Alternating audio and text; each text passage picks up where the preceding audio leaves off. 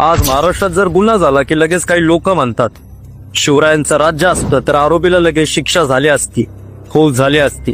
पण समजून घ्या, शिवाजी महाराज म्हणजे न्याय, सन्मान आणि समानतेचं प्रतीक. स्त्रीचा सन्मान हा त्यांच्यासाठी धर्म होता. म्हणून ते जर आज असते ना, त्यांनी आधी सर्वात प्रथम व्यवस्था सुधारवली असती, भ्रष्टांना बाहेर फेकलं असतं आणि पीडितेला न्याय मिळेपर्यंत थांबलेच नसते.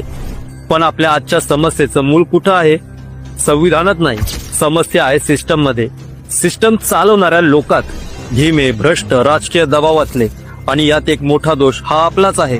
कारण आपण मतदान करताना उमेदवार कसा आहे, त्याचं शिक्षण काय आहे, काम काय आहे हे पाहत नाही. आपण पाहतो त्याची जात, त्याचा धर्म, आणि तेच सर्वात धोकादायक आहे. हे बंद झालं नाही तर व्यवस्था कधीच बदलणार नाही.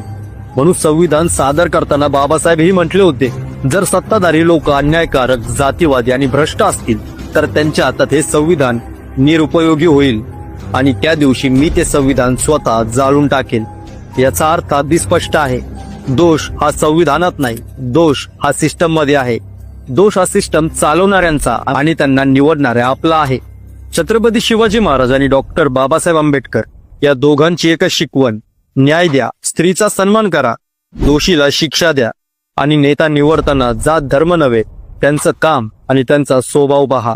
म्हणून जर न्याय हवा असेल ना, तर संविधानावर नाही, व्यवस्थेवर आणि आपल्या निवडीवर